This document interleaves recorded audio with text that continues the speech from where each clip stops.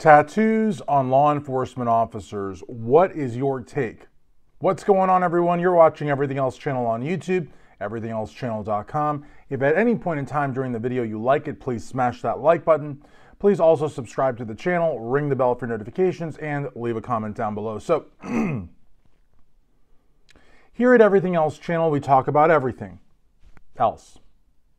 Why? Because I've got a politics channel, I've got a bodybuilding channel, I've got a travel channel. None of this fits into those channels, so I talk about everything else here at the Everything Else Channel on YouTube, everythingelseChannel.com, just in case you're wondering why the name for the video. So this is an interesting question that has been posed to me. I'm not in law enforcement, I've never been a police officer, but I like to discuss. I'm always on forums, I'm always debating stuff, and this is a topic that's very interesting because originally, law enforcement was not allowed to have visible tattoos on the arms, face, what have you, sometimes knee down if they wear shorts. And I've traveled to other countries like Chile, like Costa Rica, El Salvador, just to name a few. And a lot of those countries have police forces that are more, I would say, more along the lines of paramilitary police than police. So they're police, but with a sort of a rigid military structure, a military sort of discipline. In other words, they've got the crew cuts, they've got the very very tall, very immaculate type, uniform and posture and mannerisms. And they're just, they're also more trained. They have more firepower. It's a different animal, okay? But it also depends where you're talking here in the United States. I mean, obviously, a police officer in a town of 300 is not going to have the sort of the rigid, discipline of the NYPD or the LAPD or the Chicago PD. I mean, these are police departments that have not only hundreds, if not thousands of officers, spread over a number of divisions and precincts, and they have a very, very ironclad chain of commands. Where, everybody's in charge of their own small detachment or division or precinct, and it sort of runs on its own. And then you've got a commissioner or a chief of chiefs that's on top of everybody.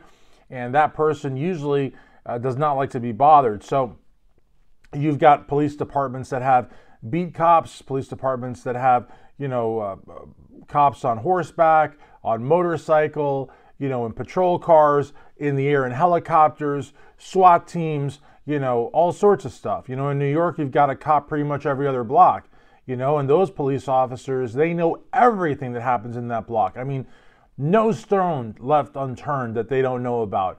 A store is closing, someone's moving out of a unit, someone's going through marital problems, the guy down the street is getting out of rehab next week. That police officer knows it all.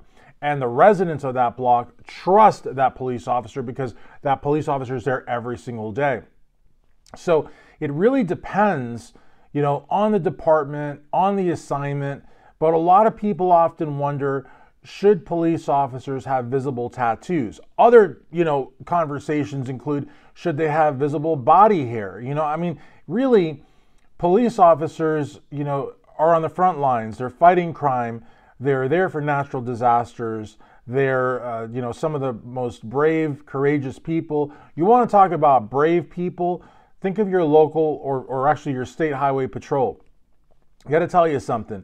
Now, again, if you're, somebody that is upset over isolated instances, or you're into police reform, or you want to battle police brutality, I'm not for a second denying any of that or ignoring any of that, because that's all very, very important, and I myself am part of that. But the vast majority of officers do good work. The vast majority of officers are good people. And if you think otherwise, then we are definitely in disagreement. But I want to get back to the tattoos, the body hair, all that other stuff, because I think it's an interesting topic.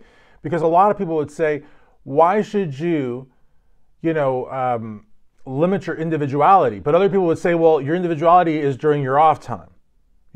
Other people might say that police and military are, birds of the same feather. You know what I mean? In other words, that discipline, that presentation, that perception is sacrosanct. It is tantamount to everything that they do, because they visually have to look the part.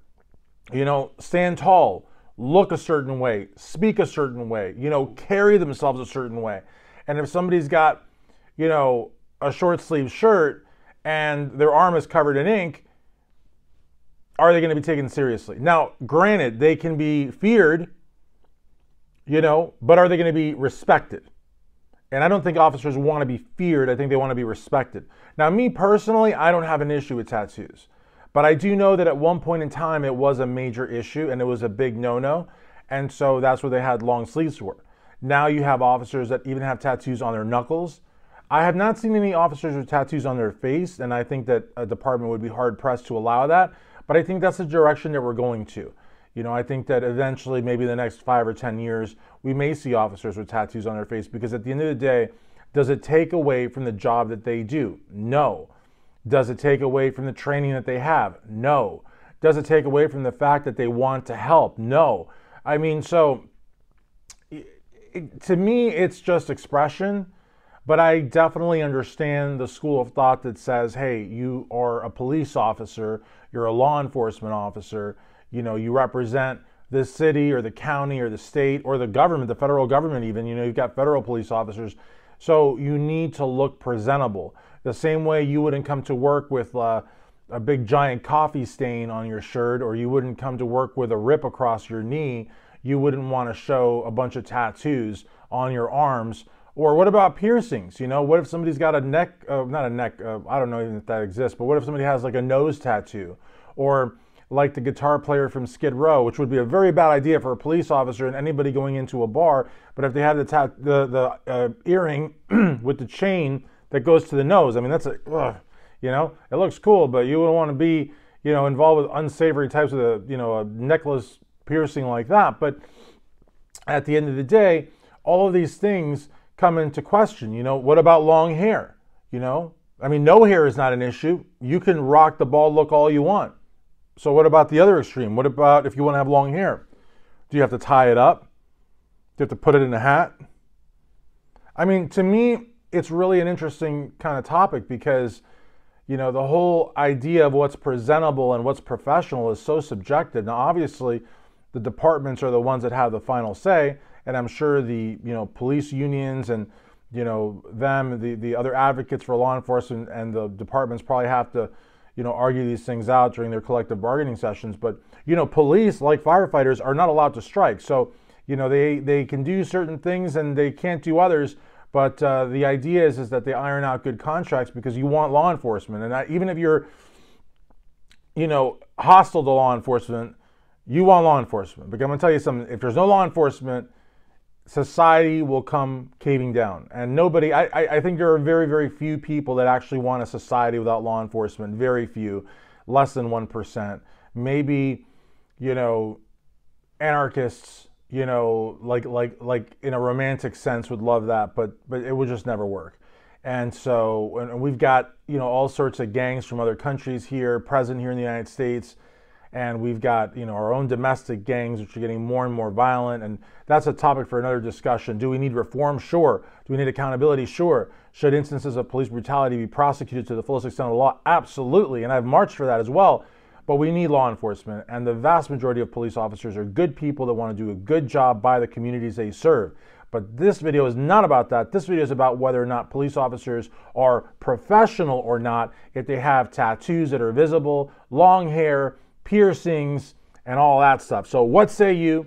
Thanks for watching Everything Else Channel on YouTube, everythingelsechannel.com. Please like, please subscribe, ring the bell for notifications, and leave a comment down below. Thanks.